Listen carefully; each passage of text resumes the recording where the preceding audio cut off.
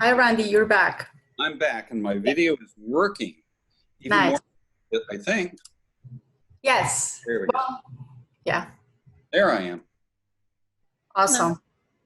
Oh, Gary. A little on the invitation for the Zoom invitation, I went through 12 different robot things to try to get in. Oh. Yeah. 12 of them. And they kept saying they're wrong. So I rebooted everything and they didn't ask me again for the robot, so here I am. So frustrating now. Yeah. Did you have problems with the password or with the account? Or No, not at all. Just the little robot. I couldn't pass the robot test. Interesting. Who knows? Yeah.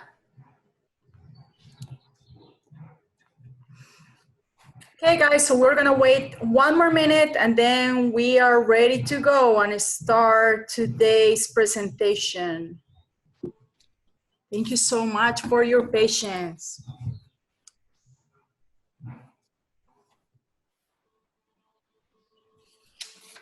I was just wondering if anybody else couldn't get in.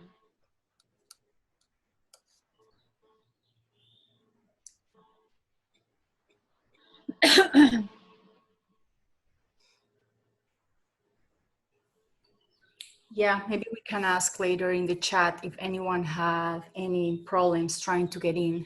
Yeah, or we don't, if anybody is not here that's trying to get in. Yeah. Check your email to see if anyone has sent you an email that says they're having problems. That's a great idea.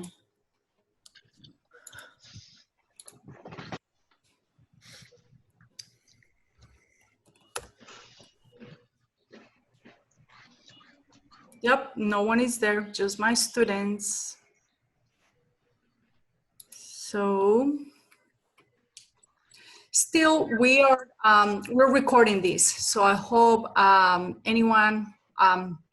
if anyone has a problem with this, please let me know ahead if you have any problems, because this is going to be recorded. But I think it's important so then we can keep this material and make it available and then revisit it once we need it again. So again, thank you so much for participating. Today we're going to talk about our first series of maintaining academic honesty. And today we're going to touch base on the basics of cheating in the digital age. My name is Isabel Tridel, and I am currently the Chair of Professional Development at the Faculty Council. I also teach in the business department.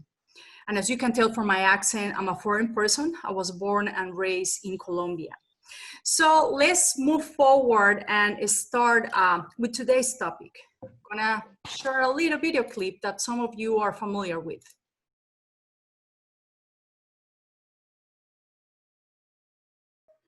And we're gonna leave it here. And of course, today we're gonna talk about plagiarism. And this is our agenda. This is how it's gonna look. We're gonna start touching base on the issue. Then we're gonna move forward with some famous cases. We're gonna talk a little bit about some tips. And then finally, we're gonna have an open discussion talking about some challenges and also, of course, sharing some good practices. So if you haven't muted yourself, maybe this is a good moment. And I'm gonna start right now addressing the issues. So what is happening right now? According to Mr. Asher, plagiarism has a strong correlation with digital technologies and the way that we approach it. So the most colleges presidents, we're talking here about 55%, said that plagiarism in students' papers has increased over the past 10 years. Among those who have seen an increase in plagiarism, I'm talking here about 89%, they said that computer and the internet have played a major role. And today we're gonna talk a little bit about this. But let's first talk about other issues that we are facing when we're talking about plagiarism. So then first, we're talking here about lack of time. So when a student is facing that they don't have enough time, they feel an incentive to plagiarize. They start like thinking about finding the easy way. And of course, with this issue, we need to think and teach them about time management. So then this is one of our roles, is also to show them how, of course, when they're juggling with different deadlines and also working for different papers, and then they need to understand that in real life, they're gonna be facing similar conditions when they need to have a proper time management. Moving forward, lack of interest is another incentive to plagiarize. And yes, that happens. Sometimes if the student is not finding relevant material, current material, material that is really engaging, it creates a door for them to start plagiarizing. I'm not justifying, but I'm saying that this is something that it creates a connection. Also, lack of consequences or no fear of consequences at all. And of course here, this is when we need to start talking clear about if you have any type of punishment, if there is any consequences because a student is plagiarizing, how is your approach? What is the department policy regarding this? And also, what is FIDEM's policy? So I think it's really important for all of us to touch base at the beginning of each course and each class, talk really clear and transparent to our students about plagiarism, let them know about the consequences. And of course, this one is connected with all of us. We need to work collectively. We need to support each other. If one class or if one department is trying to avoid plagiarism, but we are not on the same page, this is gonna be really hard. But if we start working, not just as a course, as a department, but instead as an institution, FIDEM will reinforce things and oversee in order to understand that this is something critical and we are not allowing this in our institution. Moving forward, students are not equipped on how to apply the rules of citation to their work. Yep. And of course, this is something that it may be connected with not taking the proper courses. They probably haven't seen how to use MLA or APA if they are starting in the business area. They don't know how to use not just work citation, but also in-text citation is important. Right. Also, if you're using, if you're paraphrasing, you also need to cite. So then that's the type of things that they need to understand, that is not enough to use a final footnote or a final work citation, that the whole document actually needs to reflect that you are being really protecting and respecting the rights of someone else's work. Technology, we know this one, we have said it, and I think that we all are so aware. Technology has opened a door for plagiarism. However, it is important to understand that this is also a window for us to tackle plagiarism. And this one, I'm gonna start right now touching a really critical fine line, pressure. And this is something that it actually makes me think a lot about what are our students thinking about.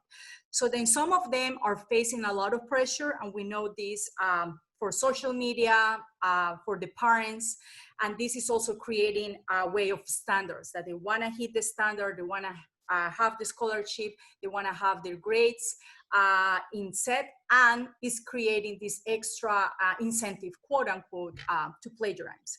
And this is leading, unconnected to the last one, which again, this is a tough one to talk about, but it is a reality. Students may not understand the nuance of plagiarism. And this is connected to two elements. And I'm talking here about language, and I'm talking about culture. And I'm saying this also as a person who is a foreign. So of course, when you are going to study into a place that you don't have the same language and you don't have the same culture, things are gonna be harder. You are experiencing the pressure from your parents, from your culture. You're experiencing that you don't have the tools to communicate properly. You don't know how to write. And then when you are actually facing a homework, when you are in an environment where you are not talking in your same language, one thing is to talk. So you start the process like this. You understand a different language. Then you're able to speak the different language. And finally, you're able to write in that language. So then we're seeing how when a person has the proper tools, it will take them a lot of time to really have all the foundations that a language needs when you are writing in a formal level. And most of our students, some of them, they don't have this proper foundation. And I'm saying it also as a person who is foreign. Also is connected to culture.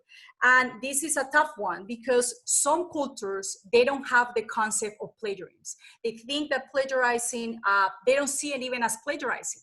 They see it as you're actually in a way finding the success. You're actually finding results. I'm not even saying success. You're finding results, and it doesn't matter the way that you're doing it. I'm not justifying, but I'm saying that this is something that I have seen. Now, moving forward. So we know already about some issues. Now we're gonna touch base in some famous cases. One case that we are all aware, we have Vice President Biden, and now he's running in November for presidency, Joe Biden. He took himself out of the running in 1988 Democratic presidential nomination. And the reason for doing this was because he was caught plagiarizing in law school 23 years earlier.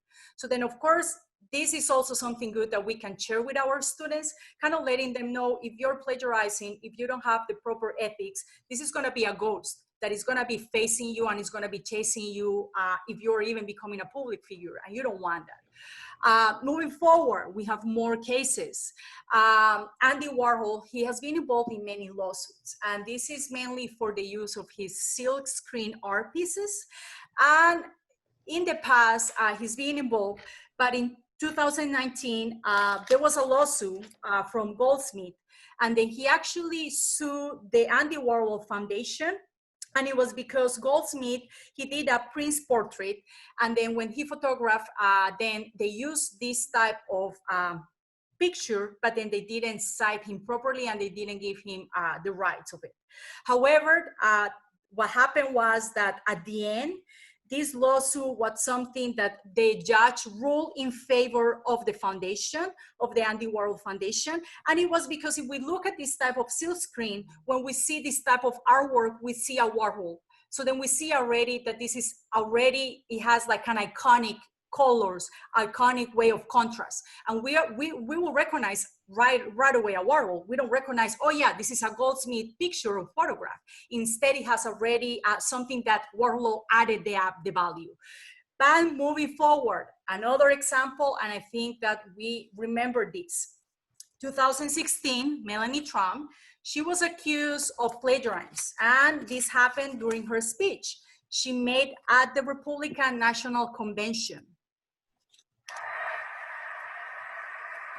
From a young age, my parents impressed on me the values that you work hard for what you want in life. That your word is your bond. That your word is your bond. That you do what you say you're going to do. And you do what you say and keep your promise. That you treat people with respect. With dignity and respect, even if you don't know them, and even if you don't agree with them.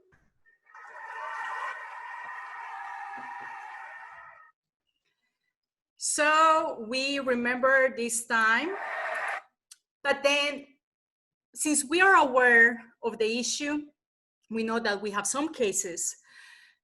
What kind of tips can we talk about this? So some of the tips is, first, we talk already about the relevance. We talk already about how some students, they need something that is an incentive, that they feel actually engaged with the material. And this is actually a good moment for us to reflect as instructors. We need to analyze and evaluate what is the type of material that we are providing. Are we really developing and updating our classes and our course?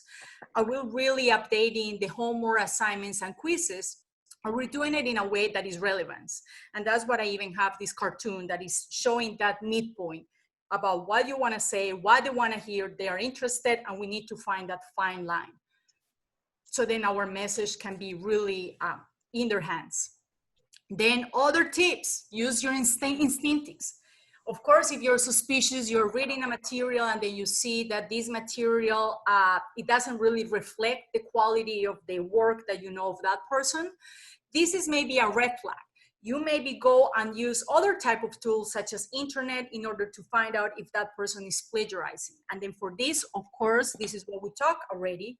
We talk about how technology is a door that it was open for students to start plagiarizing and accessing different material, homeworks, papers, assignment, quizzes. However, we also need to understand that this tool, it also can be used in our advantage. So then that's why if you have this type of questions about, is this material original, you can actually use Google. You can take and copy part of the text, go online and try to find out. And also, I have here some examples.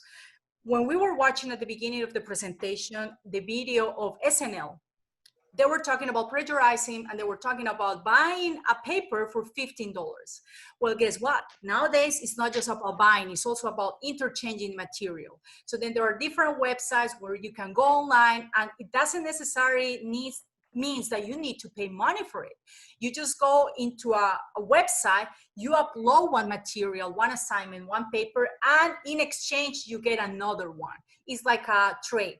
However, what happens with this type of practices, we're seeing a lot of low quality, because of course, when someone is desperate to download any paper, you will just upload whatever. So then of course, this is also something that we can talk to our students in a transparent way. It's kind of saying you're uploading material, but even the material that you're downloading is not even quality material. So then an example for this is Course Hero, but we also have other type of examples. We have Quizless, Kahoot, Brainscape, we have the Study Blue. And with this in mind, of course, we are gonna provide these slides so you can go later and check this material. Moving forward, and this is something that I wanna share with all of you. So then a way that I do with my classes when I have a paper, I share with my students this tool, and it's called Grammarly. So then this tool is a tool that is open, is online. You can go online and then you can upload any material. So then the way that I do it, I go and I'm gonna show you an example. I have here an example of a paper. This is real, from a real student.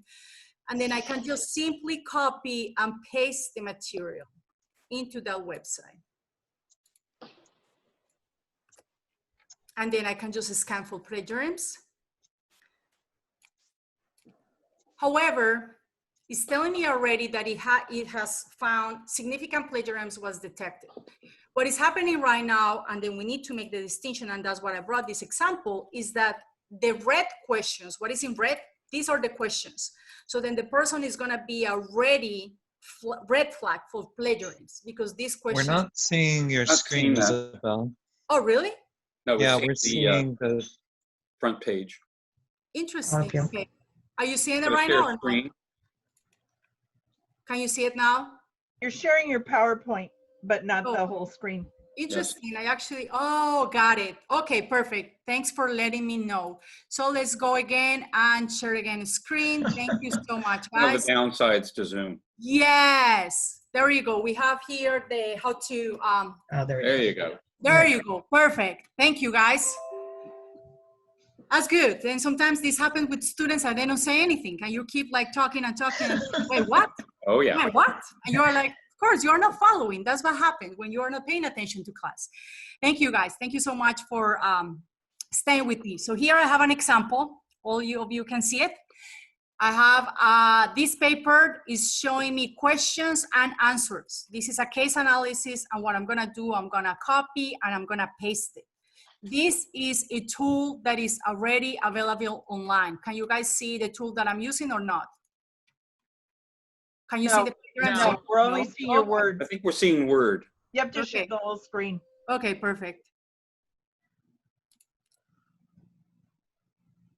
Yeah, there you go. This is the one. There we go. There you go. I copy and I paste the material with questions. This is a website that is available. It's free. You don't need to pay. If you pay, of course, you will get extra features such as grammar, such as punctuation, and it's showing me already that it has a significant plagiarism in the paper. However, the reason of this happening is because I copy and paste this assignment, including the questions.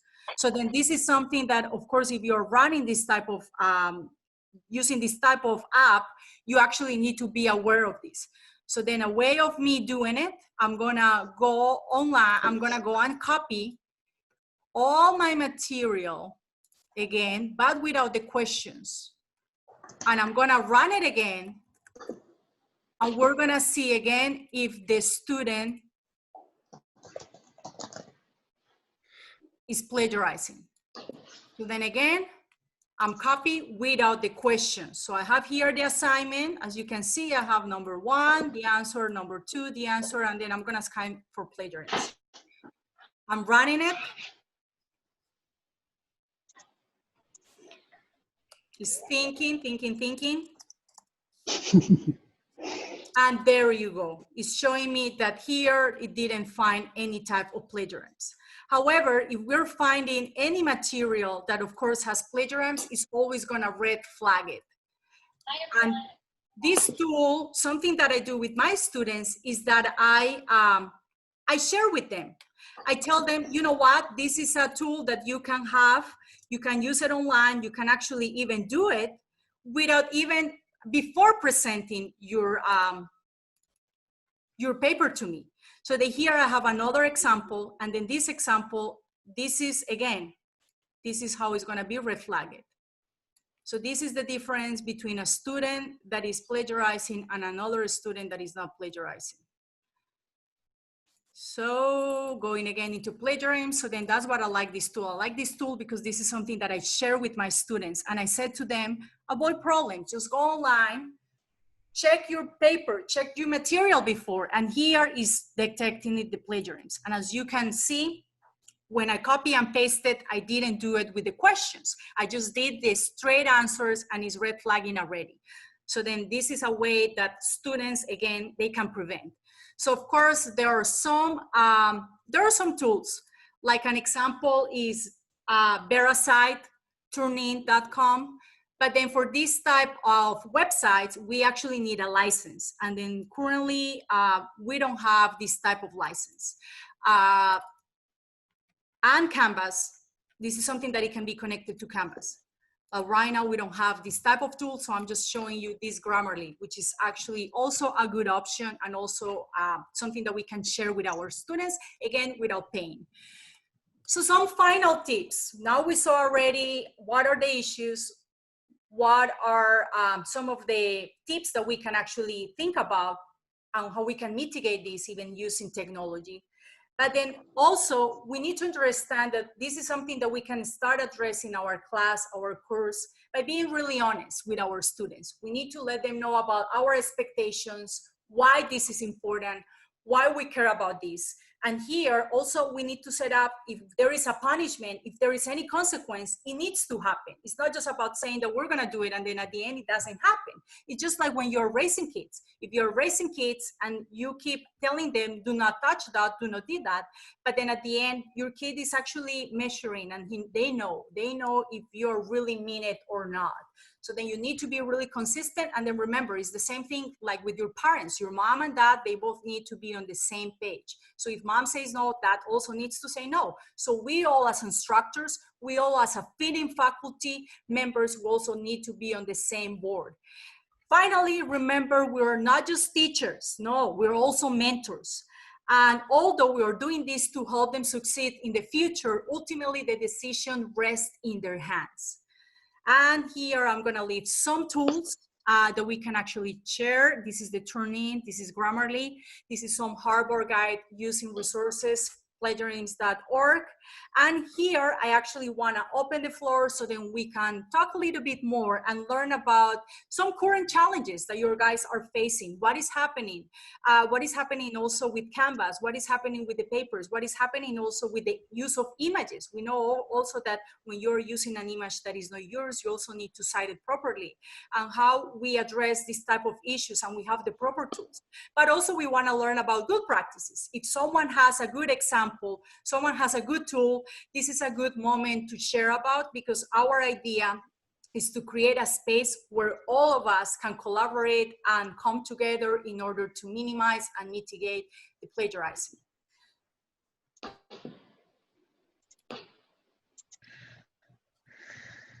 So any questions, any ideas? Are we using, I see here in the chat, anyone is sharing something? Okay.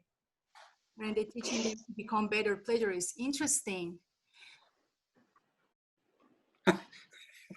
So I saw here something. There is a comment here that I see, and it's Claire. Claire said, aren't we then teaching them to become better plagiarists? So this Yes. is Claire. Claire made Yes. this comment. Claire, do you want to elaborate this idea? Well, I deal with plagiarism all the time, and it makes me crazy, and it's a tsunami that I cannot forestall anymore. And I just can't even get into it because it gets so upsetting for me. So what I have, even though we talk about MLA, we talk about citations, we hammer it in, no copying and pasting, the ones that are smart enough, that are clever enough, and are good writers will become excellent plagiarists. I can see it, you know, even though it's not the exact same wording and it's not so obvious as the ones who are actually copying and pasting, just insults my intelligence. But there, it is occurring. And so that's what I posted that when you were talking about Grammarly. So if they already know that, they're going to reconstruct their paper, obviously. But I think moving forward, there was one point that you did bring up, which was a consistency with school policy. And I have the bachelor students, so they've already been through FIDM for many years. They know the rules, and I can't tell you how many times they say, well, no one in my other classes said this was incorrect. So that's an issue that needs to be addressed, because how did the student make it to their last quarter of FIDM without getting called, taken to task? Yes, So yes. it's a challenge. It is a challenge, but then, and then thank you so much for bringing this. And and you actually made a good point with saying, like, when we're showing them the tools, are we grieving them? Are we making them stronger? And then I'm gonna say something that, and this is one point, like whenever you are giving the foundations to someone, it's the same thing when you're raising kids. And I'm just like a new mom, you know? So I'm talking about things that I'm hoping in life. Because of course, I want to show my daughter so many things. I want her to avoid so many things in life. But then at the end, she's the one who is going to make that decision. So then for me, I am actually the one who needs to give her a foundation and give her a way of her having critical thinking, that she can be in the way of saying, I'm doing this because this is what is right. And I'm doing it because even though my mom is not here or my teachers are not here, I'm still doing this. And this is also connected, as I mentioned, and it's really critical. It's about ethics. This is not just about copying and pasting, but it's something that it becomes more complex. We're talking here about ethics. So it's about telling someone, how do you even feel about this? You know, it's not about being like you're having a ghost that is going to be with you. It's also something that is going to be in your conscious. I don't even know. We have that spiritual side, but it's a really complex one. So then it's kind of saying, as you said, all of us being on board, all of us having this type of concept really clear and knowing consequences. The no fear of consequences, I also think it needs to be there engraved, and you need to do it from early, not just when they are in the master, not just when they're in the bachelor, but also when they're in the AA. They're starting with a really high level of, you know, we are being excellent. We're being here with a standard saying, this is what you need to get. That's like one of my points. This is Ariana. I'd like to chime in. I was really impressed with this presentation. So first of all, Isabel, great job. And I think it's really interesting how, like, you talked a lot about like the incentive for people to cheat. As educators, we're on the other side, and we're thinking, like, how could you do this? This is so, like, we understand it, and there's consequences in it. But from a student perspective, like, cheating is a choice, and we have to eliminate all the factors that are going to make them want to choose to do it. And then at a certain point, then it becomes them, and then we just have to punish them if we catch them. Like, trying to convey the value, like, what is the value of this paper to you? Because I understand, you know, everybody has value on their time, and they're stressed, and maybe they don't believe in themselves. And if we can identify or help them identify the value of spending 8 or 10 hours researching and analyzing, doing this, and having them understand that this is going to go home with me. Like, when I finish this class, I'm going to have a skill. I can either have an A, and then that's the only value I get, or I actually get a skill from this. And so I just was so impressed about talking about the incentive. I think maybe if we get our students to recognize the incentive, the positive of doing it the right way, then maybe we'll hopefully get less of the wrong way. I have a question also. So what is the punishment, so to speak, in the Saturday Night Live skit? he basically shames them. Is that a recommendation? But say it again, Randy. So then you said, what is the point? I'm asking, well, it's kind of a two-sided question. It's like, so what, you take it to the administration. I have my experiences. I'm sure everyone has theirs. But I'm sort of saying, it seems like from the instructor point of view, the recourse you have to plagiarism is shame, to use a not great word for it. But, as they did in the Saturday Night Live skit, he basically outed them. He said, you stole this paper in front of people. I'm sort of going, is that a good approach?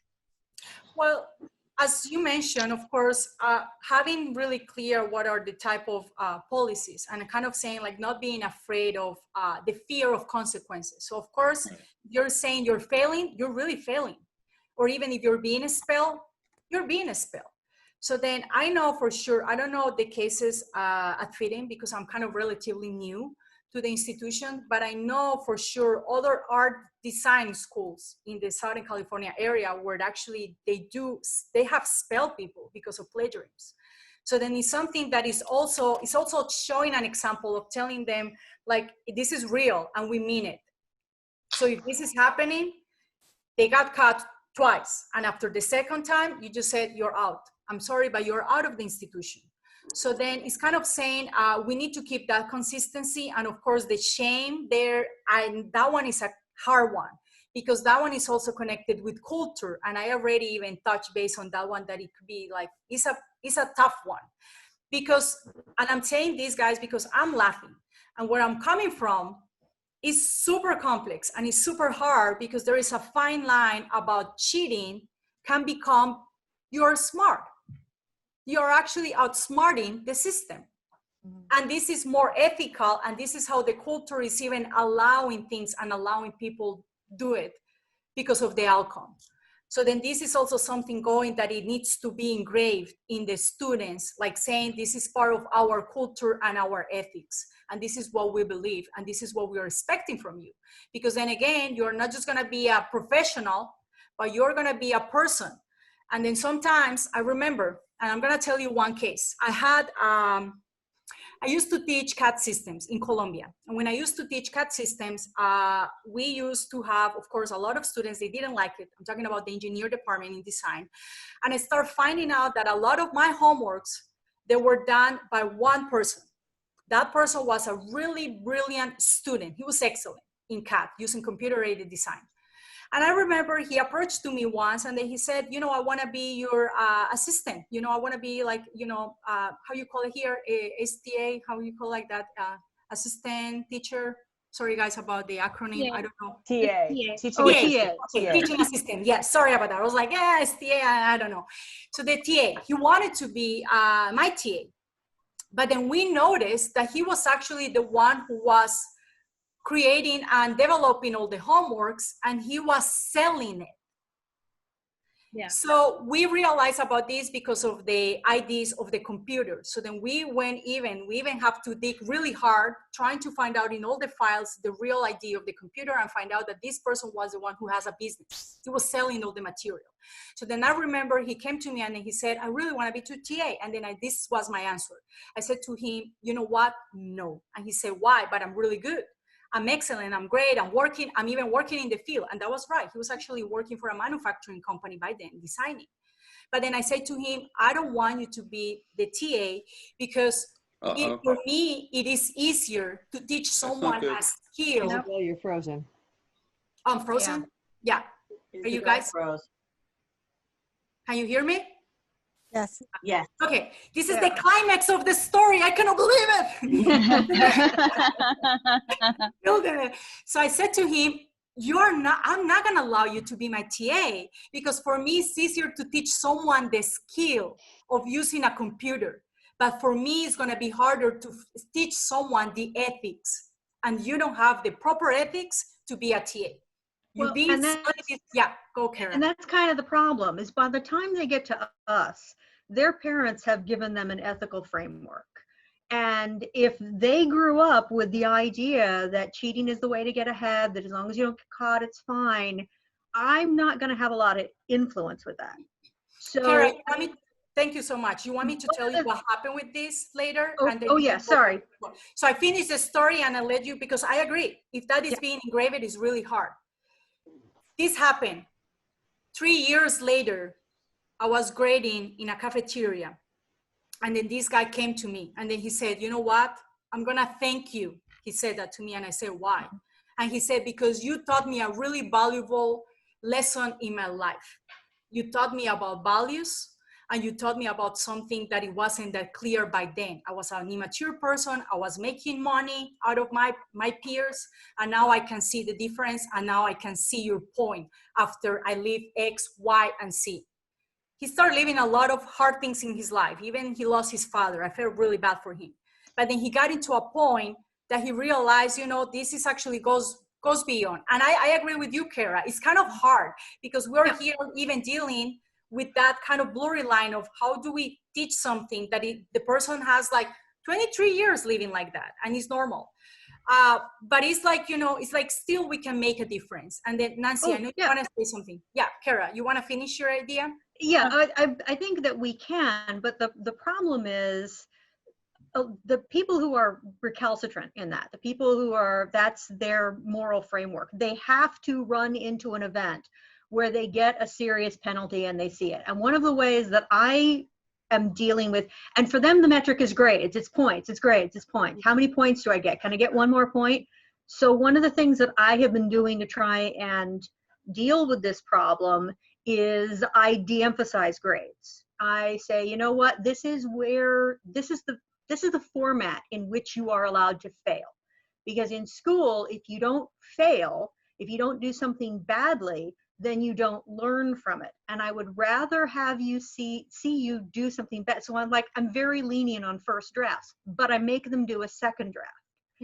So that process of moving from the first draft to the second draft is one, a way for me to spot plagiarism a lot easier, but two, it's a way for them to see themselves gaining the skill. I think you touch a really valid point about with the draft and then moving themselves. So that's something that, of course, all of us, we should consider about. I know Nancy wanted to talk, and I know, Claire, do you want to talk again or no? I think I saw your hand, but no, okay. I know Nancy wants to talk. I Mona, lowered my hand. Okay, so then we have Nancy, Mona, then we have Claire. Nancy. Two really quick things. One, and they're both like equally important. One is, you know, we're dealing with a culture of students, not just a country culture. We're dealing with students who copy and paste everything all day long on Instagram, and they share everything. They have no idea what's right and what's wrong. Yes. They have no idea. So it's a cultural thing to, first of all. And I mean, cultural, not just American, but I mean, this generation as a culture. Then I had two students last quarter who's, I was reading the essays, and I was like, wait a minute, I just read this. Did I make two copies? And I went back through. Two students had the exact same. So I took the copy that we have from Course Hero in December or January, one of our first meetings, where Ava gave us a copy of the students who had, who had been on Course Hero. And I just held that up to the class and I said, there's nobody in here, nobody in this class has done this, but this is what's happening. We know if you are going on Course Hero. Can I tell you how many confessions I got that day? They were like, I went on there. Does that mean that my name is on it? They were so scared of that. But the two that had worked together, obviously, I said, I'll give you another chance. I'm not sure how this happened. It's up to you, but I will give you a chance to fix it. So I wasn't shaming them, but I was letting them know that I know. And they were so apologetic. They were like, oh my gosh, I don't know what they thought. But I just said, I'll just give you a chance to write your own. And then I'll grade it. And I go, because right now the grade is 0. Yeah. And if you don't turn something else in, it'll still remain at a 0. Yeah, you're absolutely right with that. So then, of course, trying to let them know that and it makes them question themselves. Wow, They were really upset with themselves. They're way more than if I had said anything at all. Yeah. I just said, I'll give you another chance because I think you're capable of much more than this. I do also think that it's important to do it in private, not do it like in front of everyone, just like SNL. SNL is just like a sketch, it's just like, for fun. But yes, I know Mona wants to say something and then Deborah. Okay, couple things. First of all, I have given them a chance to rewrite, and I have given them a chance to resubmit, and they figure that out. Instructions. I always say use your own language, demonstrate your understanding. I teach global marketing, these classes where they're getting facts from places and they're taking entire paraphrase. It's in the instructions not to do that. I have to understand, and they have to apply it to what they're doing. So they're actually getting points not on the facts, but on the understanding and application of the facts. Okay? Their tests will reflect that too. Correct. And then teams. I had a team last quarter, 2 quarters ago. One piece of it was a complete copy and paste. I privately, because I do think we have to do it privately, respected. I do say to the whole class about the assignment, don't copy and paste. I want to know your understanding. And 2 of the people were horrified. One was not surprised. To Fidam's credit, she'd been caught before. And she asked if I was going to report it while the others were afraid they were going to fail. And she said, then I'm out of school. So in the past, and I've had maybe a dozen of these, Fidam does give them a pretty stay straight message or you're out. And to our school's credit, they are doing that. Because when I've had ones that are real, they can track and it's literally the same. They have a scared straight message that it's pretty strong. So this student said, because I'm a 6th quarter, am I not going to graduate? I've been here for 5.5 quarters. She'd been caught before. Yeah. The other 2 students were horrified, gave them a chance to redo it. And again, I then had each team member tell me exactly who wrote what section. Okay. But if it can't just be the way, it has to be in their words. And if you have them write short answer questions on exams or other assignments, you'll get to know their written style. You'll get a greater sense whether it's in their own voice. That's the words I use. Yeah, Mona, thank you so much. I know, Deborah, you want to say something. Yeah, FIDM does have a policy of on plagiarism, and they do deal with it, and they do have a scared straight program. And I do also believe that shaming them publicly is just a bad idea on so many levels. But I think beyond catching them, and and I think catching them and holding the line is really important. I think beyond catching them, it's incumbent on us to write. Don't ask them to write a paper on the history of the Ottoman Empire, because that's just too accessible. I think we need to write more personal assignments, assignments that include the personal opinion in it, assignments that ask for a compare and contrast in an unusual way, or how that relates to contemporary society, or just to write better assignments in general. You'll get better papers that are harder to plagiarize. And even if they do plagiarize parts, you'll really recognize the different writing style. This is the history, but this is contemporary because this is my writing, and I can't write, but they could. So it's much easier. And it'll show their understanding of it or not. It will. In a better way, like doing it. I agree with you, Deborah, and this is something that maybe Ariana, I think she has also similar. Like before, I also used to teach math, and of course, when you are using math, it's like so easy, of course, sometimes to copy the homework with the process, the answer. So then a way that also we start kind of finding a different approach to avoid that type of copy is kind of asking them about the value. What is that number is going to mean? What are you going to do with that number? Is that number wrong? That is not wrong. How are you going to use it? And that's actually how you really apply the relevance of the material. And also the critical thinking, as you said, is kind of making them go more. Then you have some information. Now you need to capitalize that information. And that's the real knowledge. That's the real teaching. Well, and even exams as we go into midterms, well, tonight is midterm starting. It's the same thing, that we need to get beyond the multiple choice questions and go into not things that will kill us with essay questions, but something that is more personal and more direct, and it's not so easy to copy. Yeah. The other one that I think someone kind of touch base, and I kind of wanted to say this one. Of course, if you are allowing your students to keep their quizzes, to keep their midterm, this is also a way that you know that that material is going to be distributed, they're going to copy, they're going to take pictures and pass it around. So then that's also something for you as an instructor to be aware, because of course, the material, they just copy and pass it. Anyone else wants to share? I have Okay, a comment to make. Mm-hmm. Who, me? Yeah, go Robin. Oh, so there, I find that now there's, it used to be that FIDM reprimanded and really took the 2 strikes policy seriously. Now we're trying to keep enrollment. So I find that it's changed a bit. You know, I had a student who directly took vectors from WGSN. It was really easy to see. And, you know, I turned him into his advisor, and it was sort of like looked on like, oh, okay, well, we'll kind of talk to him, which really wasn't good.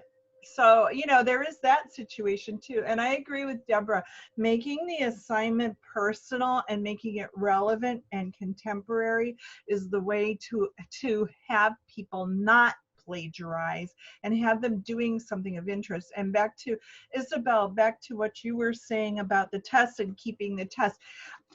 Is there a way, then we should think about this, that all tests have to be digitally administered now? Yeah, if they're, you know, they could go to, you know, have to be on Canvas to take them even in a live class. So that's something that I think at this point is going to start changing, because of course, most of the instructors, they're translating their material into Canvas. So of course, the material, the database is going to be already. And of course, with Canvas, you can randomize, you can have like a question bank. And then of course, that's going to reduce that. But also, that's also something that I think that it needs to be addressed. You know, even us, we can even talk about as the faculty council, if this is something that we're going to start asking instructors, because if someone feels that it's important for them to return and let them keep the quiz / midterm, I think that it will be good to hear their reason. What is the reason behind of doing that? So then that's something that I will be kind of open to hear, but I do agree with you. I think that we should actually even start moving all the material into something that is more electronic. We can keep the database, and even for us it's easier, and even collaboration. This is also something that we even talk in past meetings. If you're actually even using Canvas and you're teaching the same class with other instructors, you can even create a bigger database. So then of course I know it's really hard to create material because it's your time, and we do value the time that you're putting into all these assignments and the quizzes. But then let's try to work in a way that we can collaborate with each other, and then we can actually share again the good practices and then the quizzes that we have, the banks, if that's something that is going to help. Kara said no. Kara, you want to say? I think it's so much easier for them to cheat on the digital exams and the quizzes, because it's very easy for them to have their phone off to the side or have another window. And these kids are super digitally literate. They're used to multitasking between multiple windows. Whereas if they're sitting in the classroom and I'm there, they can't cheat. Kara, I think that's why it's so important that we don't ask them questions that actually, Mimi said something to me a couple weeks ago that I found quite profound. Don't ask them a question that they can Google. If they can Google the answer, what's the point? You know? Well, but at some point you have to test them on actual material. At some point you have to find out if the material that you're teaching is getting through to them. Do you really remember this? So I can't make every question, you know, vague opinion in costume history class. You have to know it or not. And Sarah, what is the class? What is the class that you're teaching that you are referring to this one? Well, there's a number of them. Social psych, they've got to know particular vocabulary. Economics, they've got to know particular vocabulary. And either, you know, maybe I phrased a question in econ that isn't, what does this economic term mean? Most of them, my questions are not like that. But I'm not really testing their knowledge if they can Google the term and then go back and answer the question in another window. So, you know, something that I used to do when I used to teach technical material, and I was asking for a specific word, I used to play with them hanger. You know, this little dude that you start drawing? Oh, hangman. Yes, hangman. So then that's a way of, it entertains them, it's fun. They're gonna stay there and they feel that they're playing, but in a way you're actually giving them vocabulary for them to remember. So then Can that's I maybe, suggest yeah, something? Cheryl was going to say something. I've said this before, but you know, and this is coming out, low stakes quizzes where you let them take them over and over again and you give them the highest score, so that if they have to practice vocabulary 50 times or 10 times to take the quiz, even if they're cheating, even if they're looking it up, them doing it 10 times, they're going to walk away with the knowledge. And that's the goal, is in that situation for midterms and stuff like that. But if we're talking vocabulary, making them do it a bunch of times in order to get the points is a way around that, because then it stops being about cheating to get the points. It's about practice to get the points. Yeah, and that there's a way to leverage and to use the digital tools to make them more effective. But I don't think, oh, let's make all the tests digital, that's the answer to cheating. I don't think that's the answer. The other thing, though, is you can also make them digital tests and give them live in class. So you're now taking away the ability for them to pull up their phones because you're there watching them. They're stuck on a browser and you can see whether they're having access. So in that situation, I think that might be a talking to Isabel's idea of digital, keeping it away from tests that they can take home with them, etc. And then again, of course, remember, and this is something that we also need to understand, there is no one straight solution to this problem. There is no one straight solution because the problem is really complex, as we talk about. There are a lot of issues, there are a lot of variables, a lot of layers, even including language, including the pressure, including culture, including laziness. Also, some people do it because they're just lazy. So there are different levels, and it's also important to understand the motive of plagiarism is different in each student. So then, of course, for us, that's really hard because there are a whole world. So there are different motives. But then for us, at least, is trying to understand that we have different ways to minimize that and mitigate that, and also try to let them show options. And as Deborah said, of course, trying to make things relevant.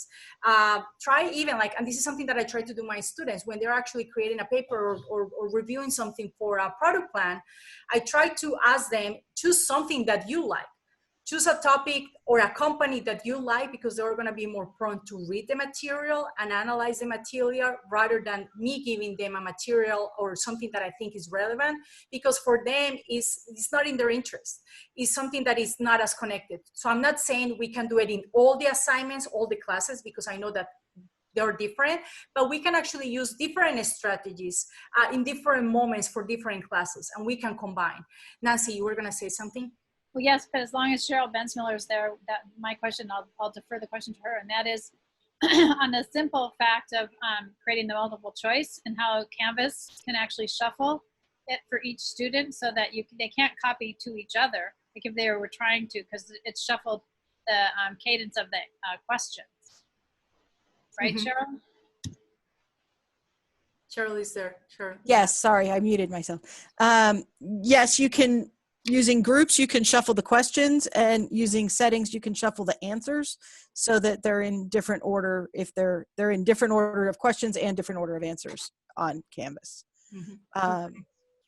Talking about plagiarism, though, the whole time you were talking, I wanted to bring this up, and I'm sorry to cut in, but there was a guy that used to teach here at FIDM, and he would assign a paper, and if he suspected any kind of plagiarism or cheating, he would call them aside and then just start asking them the questions about it, and basically put them on the spot to ask them where they got their information, ask them detailed questions about what they were arguing, how they came to those conclusions, ask them what they thought about different, articles and stuff, and put them so much on the spot that they, in almost within 5 minutes, would admit to them that they didn't write the paper or that they had copied it or whatever. And I always admired his ability to just do it, because he never ever called them and said, I think you didn't write this. He said, I just want to talk about your paper, it's so interesting, and then would just like hammer them with kindness, and it broke them every single time.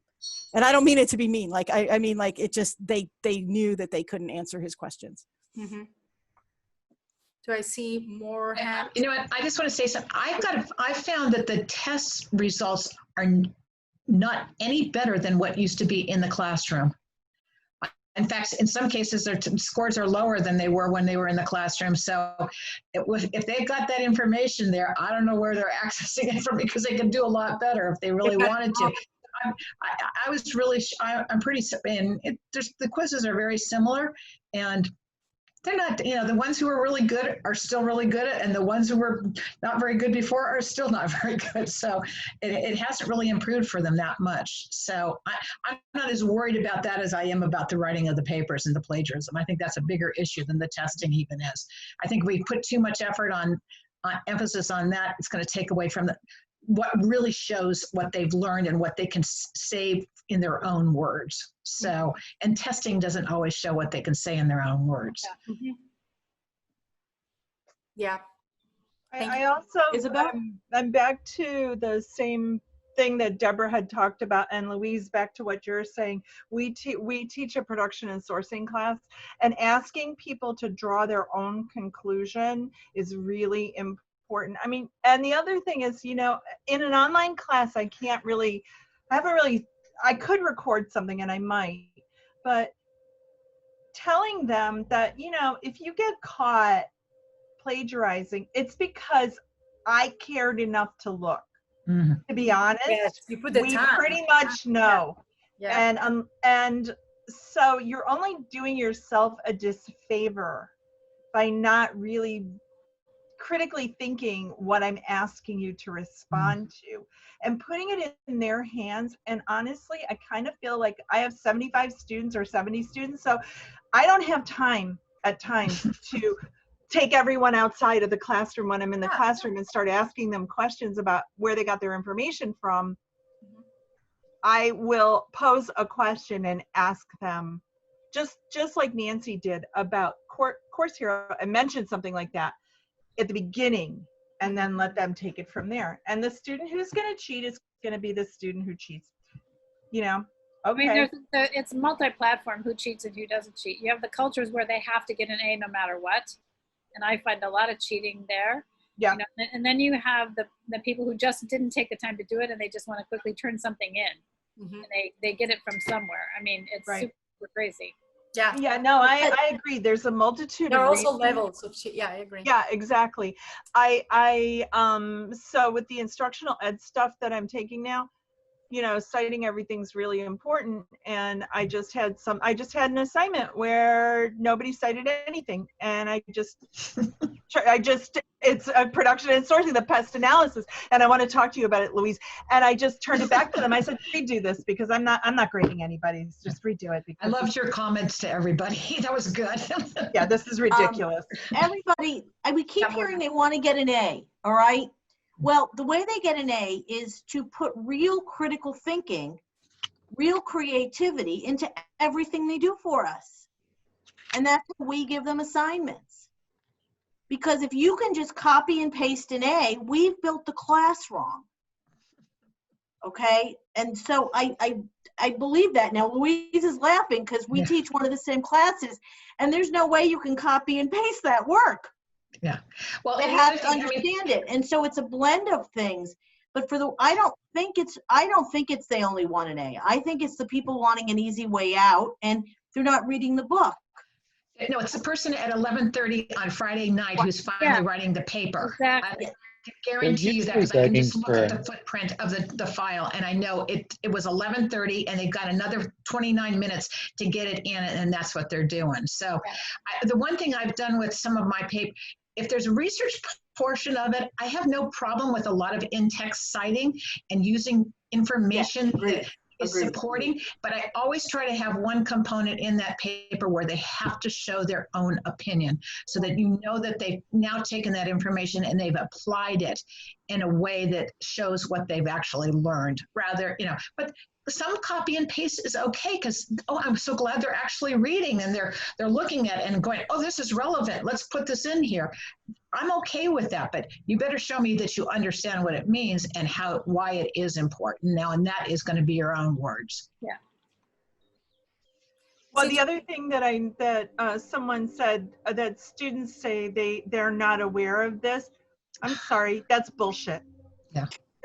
I've heard that so many times. Oh, no one ever taught me how to do this. It's like you're in your sixth quarter, and no teacher anywhere ever in your entire life has ever, even in high school, Grade school. daughter is 19 and Never in done second, this to you. You in second grade like, he learned this. well, here's the thing. Did you get an F because you cheated, or did you get an F because you think I'm stupid? That's my question for you. So let me share, and I wanna finish with another story that I have from my home country. Because I know we can stay here, not just the whole day. We can actually even do here a weekend with mimosas and have like a great conversation about plagiarism and about good practices and even sharing stories of what they do. But as we know, it's a really complex arena. And as you touch base, Robin, on about, oh, no one is aware, they don't know about it. But then again, I want to bring this for all of you guys so you rethink a little bit about the cultural factor. And this is a personal story that I have. So now you're going to know a little bit more about my family even.